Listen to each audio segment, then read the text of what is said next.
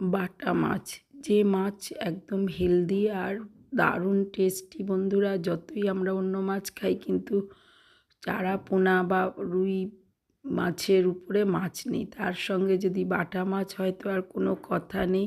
Healthy রুগী থেকে আরম্ভ করে সবাই খেতে পারেন এইরকম মাছগুলো, কিন্তু দারুণ টেস্টি। যাই হোক, আমি লবণ হলুদ মাখিয়ে নিয়েছি, জলটা ঝরিয়ে নিয়ে কড়ার মধ্যে ভেজে নেব। বড় বড় মাছ দুটো করেই ভাজা ভালো, বেশি করে কিন্তু টুক করে মাথাটা ভেঙে যেতে পারে। আস্তে ধীরে উল্টে পাল্টে মাছগুলো ভাজলেই হলো। মাছগুলো উল্টানো একটু রিস্ক থাকে, অনেক সময় মাথাটা টুক করে ভেঙে যায়। যাই হোক, এইভাবে মাছগুলো ভেজে রেডি করে নিচ্ছি। গরম ভাতের সঙ্গে মাঝে মাঝে এরকম একটা মাছ নিয়ে বসে পড়বেন, যার টেস্ট অন্যরকম, আর কিছুই লাগবে না। সব মাছ ভাজাগুলো রেডি করে ফেলেছি বন্ধুরা।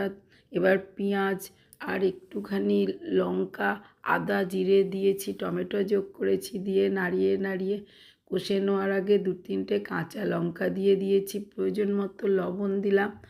একদম অল্প মশলায় রান্নাটা করুন, টাটকা মাছ, আর প্রয়োজন মতো হলুদ, ইচ্ছা হলে একটু লঙ্কা গুঁড়ো দিতেই পারেন। কেবল নাড়িয়ে চাড়িয়ে একটু কষে নিন। কষা কষা হয়ে গেলে, যখন গ্রেভিটা ঘন হয়ে গেছে, টমেটোর অস্তিত্ব নেই, তখন জল ঢেলে দিন। ফুটছে, যেরকম গ্রেভিটা খাবেন সেই হিসাবে ঝোলটা বানিয়ে নিন। অল্প মশলায় দারুণ টেস্টি বন্ধুরা। এইভাবে বসিয়ে দিন মাছগুলো, তবে নাড়তে পারবেন না। অনেক সময় আস্তে ধীরে নাড়তে চাইলে নাড়তে পারেন, মাথাগুলো ভেঙে গেলে এক কেলেঙ্কারি। জার পাতে দেবেন, সে তখন আর রুষ্ট হয়ে যাবে। এইবার আস্তে ধীরে ফুটতে দিন।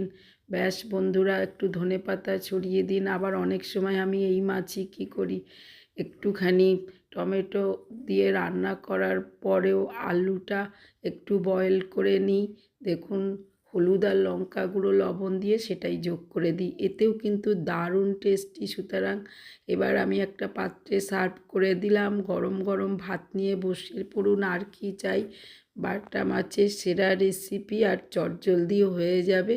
ব্যাস।